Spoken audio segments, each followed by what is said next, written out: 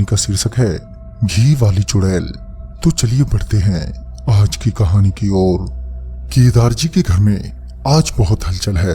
दरअसल उनके घर में कल पूजा है, जिसकी तैयारी में सभी घर वाले जुटे हुए हैं। पूजा के सारे सामान का इंतजाम लगभग हो गया है।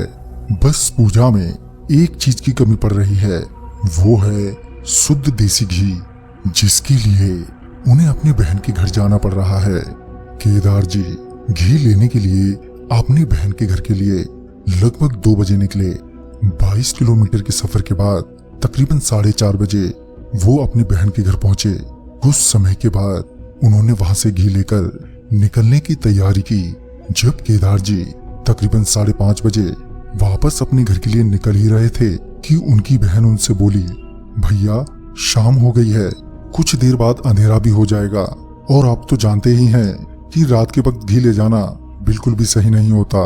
इस पर केदार जी बोले, चल पगली, तू भी पुराने किस्से कहानियों पर अभी भी विश्वास करती है, तू चिंता मत कर, मुझे कुछ नहीं होगा। वैसे भी पूजा सुबह ही है, अगर मैं कल निकला तो पूजा का मुहूर्त निकल जाएगा। ठीक है, अब मैं चलता हूँ। ये कहकर केदार जी अपने घर के लिए घी लेकर निकल गए। जब वो अपने गांव के बस डिपो पर उतरे तो वक्त हो रहा था शाम के 7:30 बजे का। अब तक अंधेरा हो गया था और उन्हें अभी भी 3.5 किलोमीटर का रास्ता पैदल ही तय करना था। केदार जी पैदल ही अपने घर की ओर चल दिए। उन्होंने रेलवे फाटक पार कर लिया और वो अब गांव के बगीचे से होते हुए अपने घर की ओर बढ़ने लगे। केदार जी बगीचे से गुजर ही रहे थे कि उनकी नजर आम के पेड़ पर पके आमों पर पड़ी, जिसे देखकर वह चौंक गए। दरअसल जब आज दोपहर में वो यहाँ से गुजर रहे थे तो ये आम एकदम कच्चे थे, मगर अभी वापसी में सारे आम अचानक ही कैसे पक गए।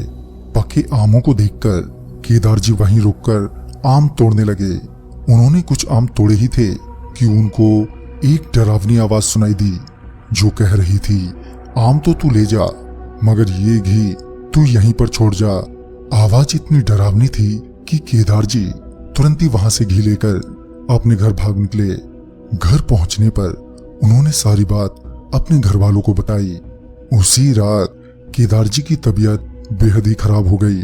केदार जी की बिगड़ती तबीयत को देखते हुए तुरंत ही पड़ोस के ओझा को बुलवाया गया, जिसने सारी बात सुनने के बाद बताया कि हमें वो घी वहीं उस आम के पेड़ के नीचे छोड़कर आना होगा, तभी ये चुड़ैल केदार जी को छोड़ेगी।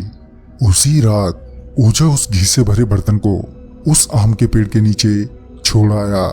उसके बाद ठीक 2-3 दिन बाद ही केदार जी की तबीयत में सुधार होने लगा। तो दोस्तों इस वीडियो में बस इतना ही। वीडियो आपको अच्छा लगा हो तो लाइक, शेयर और साथ ही हमें कमेंट बॉक्स में जरूर बताएं।